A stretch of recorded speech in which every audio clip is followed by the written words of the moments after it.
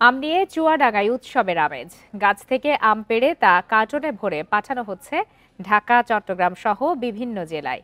অন্য জেলার তুলনায় চুয়াডাঙ্গার হিমসাগর আম সুস্বাদু হওয়ায় সুনাম ছড়িয়েছে দেশ জুড়ে।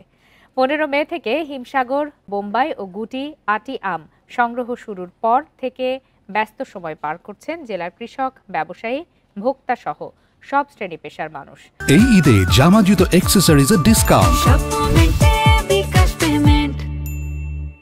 কৃষকরা বলছেন এবার ফলন ভালো, তবে দাম আরও একটু বেশি হলে ভালো হতো।